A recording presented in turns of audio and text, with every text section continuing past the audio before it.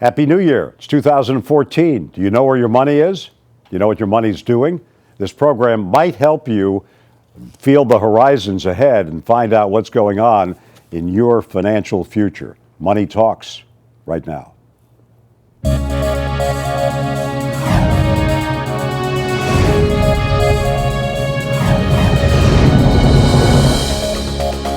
Best-selling author, a very successful man on Wall Street who decided to go into public education, and a young financial advisor who's making his mark. We have them all right here tonight with hopefully a candid look at what to do with your money. We're not going to give you stock advice, but hopefully you'll get some practical advice on how to survive 2014 in your financial worth. With us tonight, and we're very happy to have him, Brennan Lothery.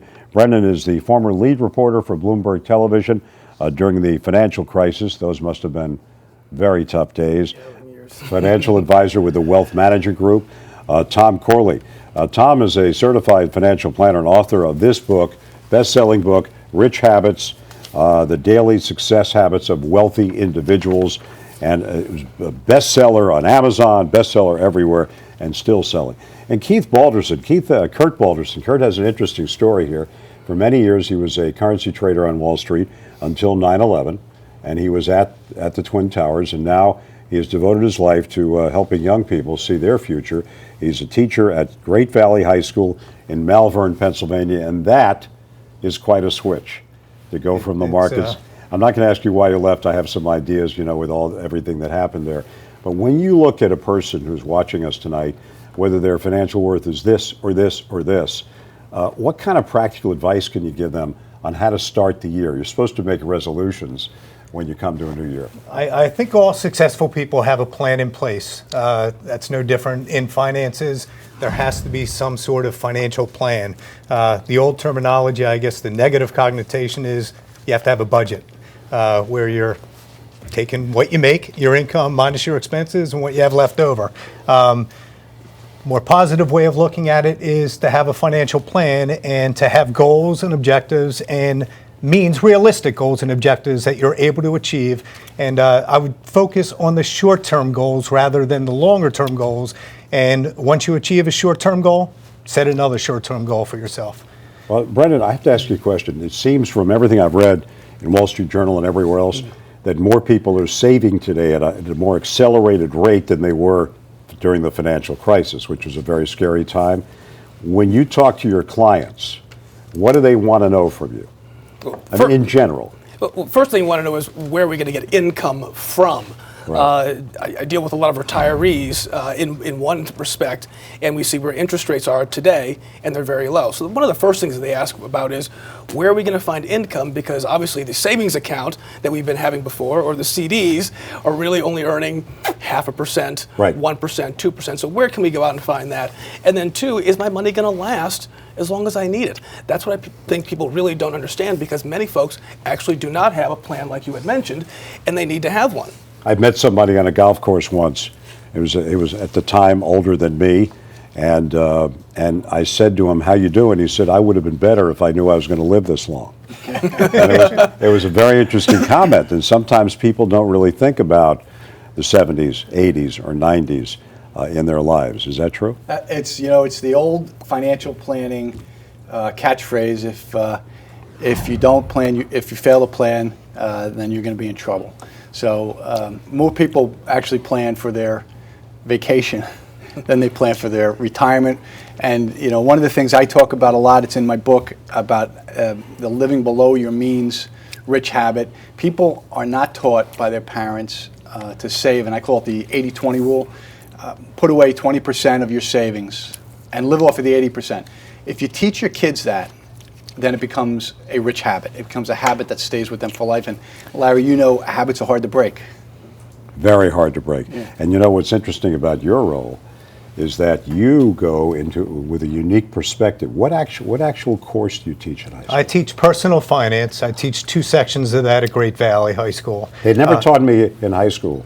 Well, that's a long time ago. They never taught me practical things like how do you what they said to us in high school? That in your life, most of you will make $500,000.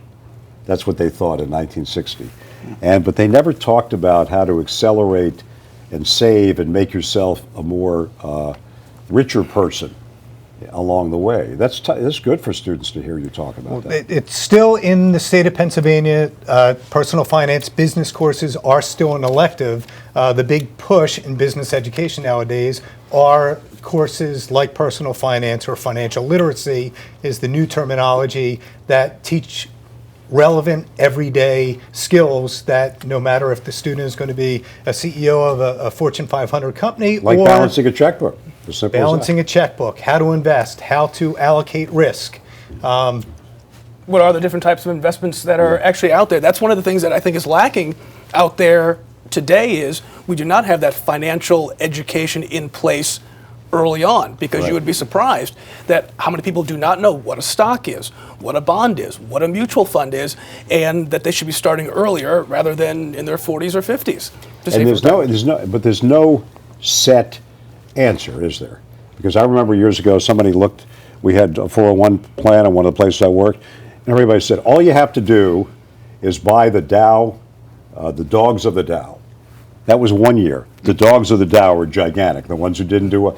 You buy the dogs of the Dow fund, you're going to get 10% a year. Not so, right? There's no constant, is there? No, there is no constant. And in fact, for each person, it's going to be slightly different. Because remember, as we talked about earlier, about setting goals and objectives, because everyone's going to have a different goal or objective. Some folks are going to retire at 55. Some are going to want to retire at 65. Well, that's an extra 10 years of compounding your money that you're going to be able to have. So each person is going to be different.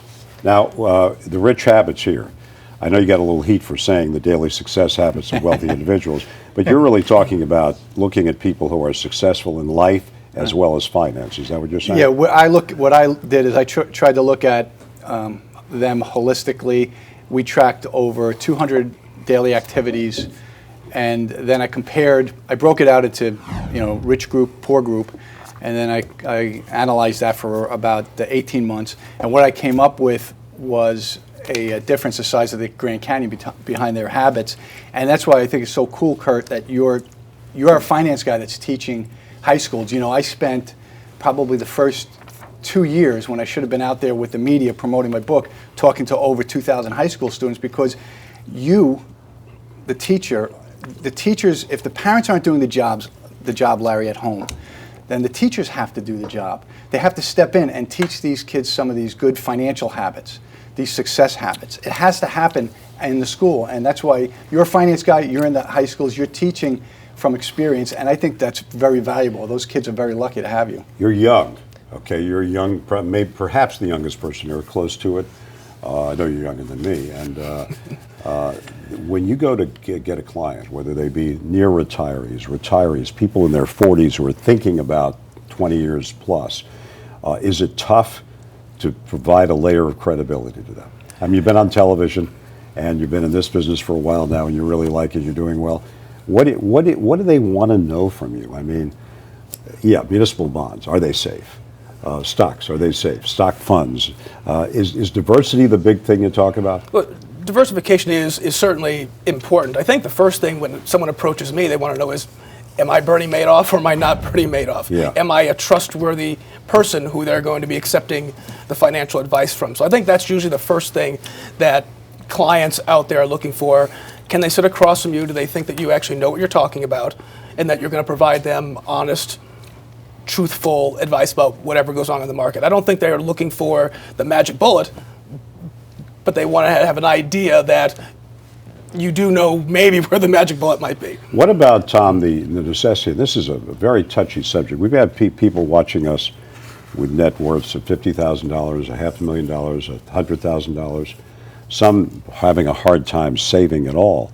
Now it's January, it's the first weekend in January. What would you say to people right now? Well, I'm going to ask all of you this. What do you do right now? You take a look at what you got, see what you want to do with it? I again come back to having a plan where you want to be at certain points of your life, and you have to start thinking, at least from my perspective, teaching kids, you have to start thinking about retirement the second you get out of it. What about risk? Do you have to take, and I'm not talking about going to the casino here, all right? I'm talking about investment. Do you have to take some risk to get where you have to go? The first thing I tell my kids the first day of school is, what do you have that I don't have? After hemming and hawing and coming up with all answers, they finally get to the point that time is on their side. And then the next part of that is risk. Well, if time is on your side, what should you be taking more of? They hem and haw again, and they finally get more risk. And that's no different in life than in your financial situation. At an earlier age, at a younger age, you should be taking on more risk. Why is that?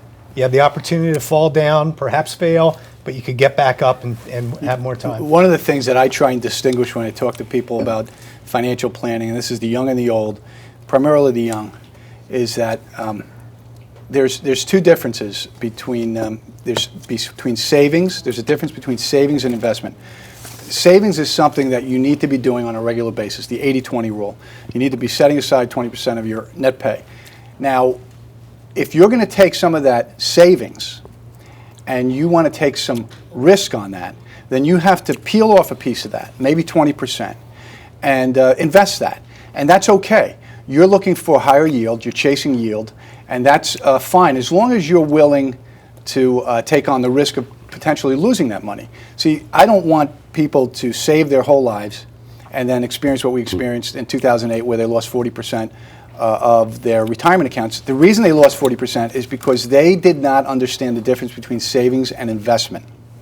So they didn't diversify, really. They didn't diversify, and I think they were chasing returns.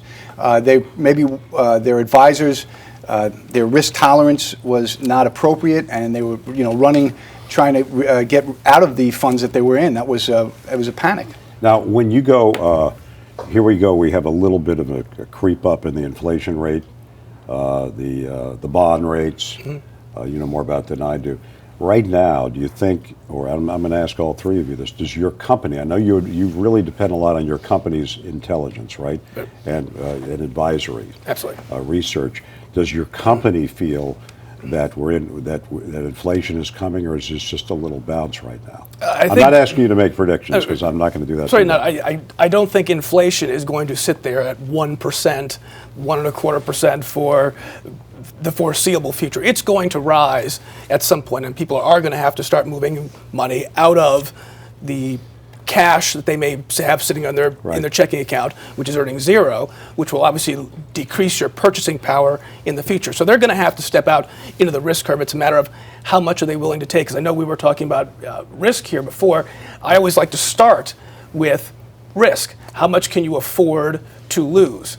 And hopefully not get you to that point where you will actually hit that threshold. So let's say if you have $100,000 and I say, if I come back to you 1 year later and you have $80,000, how are you going to feel? Well, if you're going to jump back and say, I'll never invest again, while yes, it's really nice to take risk, maybe you personally should not be taking that much risk yourself. Although there are many people who lost the 40% or 20% or whatever they did back in 08, 09, Stuck with it. and the ones who stuck with it did rather well. The ones who pulled out had to start from scratch. So, I mean, but you just don't know the cycles. I mean, if you're looking at your investments in 2008, 2009, whatever amount of money you were making from your investments and where they went to, and there were some people on television who told everybody to sell and things like that, and people, some excesses there. The question, though, is if you took it all out, you would take many more years to get it back compared to the people who stayed in. The general rule of thumb that I tell my students in terms of risk and risk allocation, you're going to have to take on risk if you want a higher yield. The general rule of thumb is not play the market. You're in it for the long term. The general rule of thumb that I tell my students is for every year that they get older, they should be taking one less percentage out of a risky type of investment. If you're looking at cash and bonds as being less risk and the stock market and mutual funds as a higher risk, then at the time they're 20 years old, 80% of their money should be in a riskier type of investment, the stock market, and 20% should be in less risky. And then for every year going forward, that should be one less percentage out. We're going to get the big answers on why wealthier individuals are successful from the author of the book that hundreds of thousands of people have purchased right after this.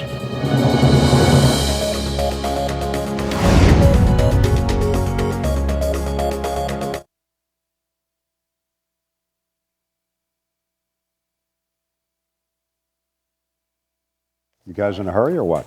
Yes. We something right after this. What do you have a game? You have a game tonight or No, what? we got another production right after this. Okay. Oh, I know what you're doing. March of Dimes. So, let me I'm know blaming when you're ready. Kevin. Okay.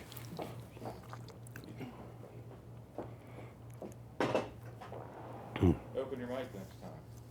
You ready to give it a shot? Yeah. All right, here we go. 3, 2. Buy, strong buy, weak buy, big buy. What's the story of your investments for 2014? We got three experts in the field: a former Wall Street advisor, a current financial advisor, and a man who wrote a book about the habits of wealthy individuals. When we join you right here tonight. Good, and one for tonight. Okay. Stand by. That was tonight. He said tonight and that one. Yeah. Let's do the other one. Okay, we got it. 3, 2. A young financial advisor, the author of a best-selling book, and a Wall Street success story who decided to teach in high school to bring his expertise to young people. A look at your financial future for 2014 when we join you right here on Sunday night. Excellent. Okay. All right. You happy For now? a minute break. Make it look so easy. What's that? By the way, that's old school because you'd be surprised at how many folks who are in TV now who can't ad lib. I would say that. Need I would prompters. say that the most. I would say 60 or 70 or 80% of the people in TV news and sports, which always surprises me, can't ad lib. Yeah. But that's from just years of doing it. I've got sort of a 15-second clock, a 10-second clock, It's amazing. It's a quarterback. That's it. Great short-term memory. and when I used to say I had 30 seconds left, I knew it's amazing. I don't know how I did it, but I would always be able to fill 30 seconds exactly. Not to this, Amazing. but I did it for many, many years. And yeah, my wife says I'm not a great communicator, so 45. Only took 71 years? that's all.